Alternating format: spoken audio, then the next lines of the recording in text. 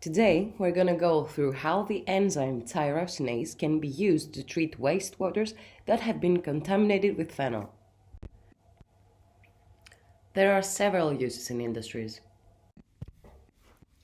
Today, we will focus on the elimination of phenol-containing wastewater. Apart from that, we can use tyrosinase to improve the functionality of biopolymers in the food industry by cross-linking them, or use L-DOPA, which is produced in the reaction that the enzyme catalyzes, as a treatment for Parkinson's disease. Using tyrosinase in order to treat phenol contamination in water is very significant. A study carried out by the WWF found that 40% of rivers in England and Wales were contaminated by chemicals and sewage. Another study carried out in the year 2005 in America found that around 45 metric tons of phenol were released onto surface water of rivers and lakes. But why do we really care about phenol contaminating our water? First of all, because it affects indigenous biota, which includes algae, protozoa, vertebrates, and invertebrates. It causes many subtle effects to the biota, such as reduced fertility, decreased survival of young, and inhibition of growth. Humans can also absorb phenol through skin and by inhalation through the lungs. It causes severe skin damage and can impair heart, lungs, kidney, and the liver.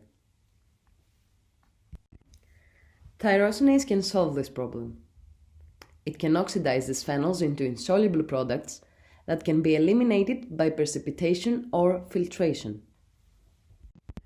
Before moving on to the reaction mechanism, we're going to give some background information regarding the enzyme. To begin with, the enzyme originated from the bacterium Streptomyces glaucescens. Now, the derived allele of the enzyme is RS2733832.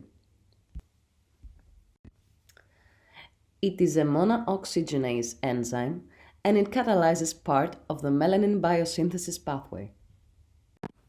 Finally, at a pH of 6.5, the Km equals 1347, so it therefore has a high affinity for its substrates.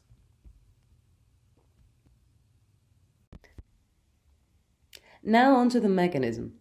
The enzyme tyrosinase has dual catalyzing functionality. The first reaction it catalyzes is the hydroxylation of monophenols to O-diphenols. This is classed as monophenolase activity. The second reaction is the oxidation of O-diphenols to O-quinone. This is classed as diphenolase activity.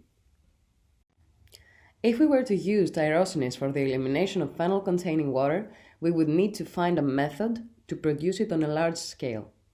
One way of doing so would be to use the bacteria E. coli.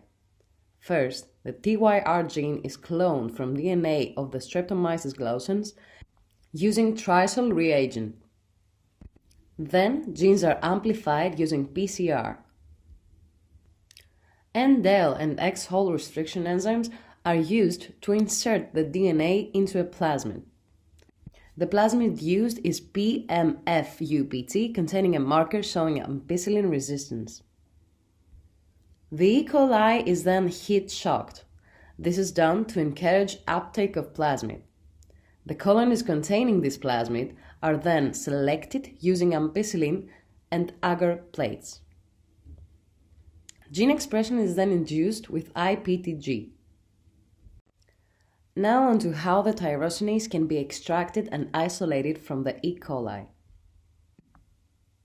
First, the E. coli is lysed. Then, the tyrosinase is isolated using purification methods which include heating and centrifugation. The enzyme is then renatured using Triton buffer, refolding buffer, and centrifugation. The process is then followed by precipitation, separation, and elution. The technique, SDS page, can be used to assess the purity. Like in all of science, there are limitations. If this method was to be used to produce tyrosinase on a large scale, special inducible expression systems would have to be in place. These control IPTG expression. This is because overexpression of the enzyme would place a greater metabolic strain on the bacterial cells. If E. coli were used for batch fermentation, lactase and peroxidase may also be produced. These must be controlled as they can reduce the yield of the desired product. Some improvements could also be made to the experiment. The E. coli could be engineered to overproduce tyrosinase. One way to do this would be to improve carbon flow through the pathway. This could be done by removing transcriptional or allosteric regulation. Thank you for your attention.